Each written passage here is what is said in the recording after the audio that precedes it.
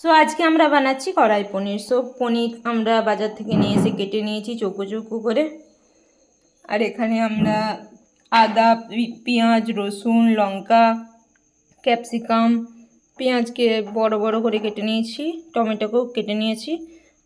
আমরা পেঁয়াজ আর টমেটোর একটা পেস্ট বানিয়ে নিয়েছি। অল্প তেলে পনির আর পেঁয়াজের খোসা অ্যান্ড তার সাথে ক্যাপসিকাম অ্যান্ড একটুখানি টমেটো ভেজে নিচ্ছি। ভাজা হয়ে যাবার পর এটা তুলে নিয়েছি। এবার কড়াইতে অল্প পরিমাণ তেল, বাটারটা দিয়ে দিলাম।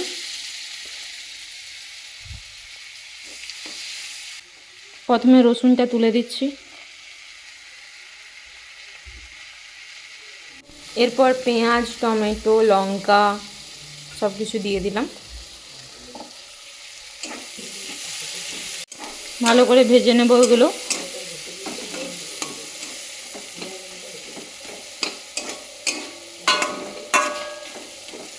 ভালো করে পেঁয়াজটা ভাজা হয়ে গেলে আমরা যা পেঁয়াজ এবং টমেটো পেস্ট করে রেখেছি সেটা দিয়ে দেব।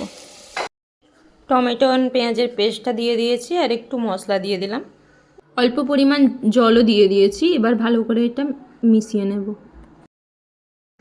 মশলাটা ভালোভাবে নেড়ে নেওয়ার পরে আমরা পনির এবং পেঁয়াজ এবং ক্যাপসিকাম যেটা ভেজে রেখেছিলাম সেটা দিয়ে ভালো করে এটা নেড়ে একটু জল দিয়ে চাপা দিয়ে দেব।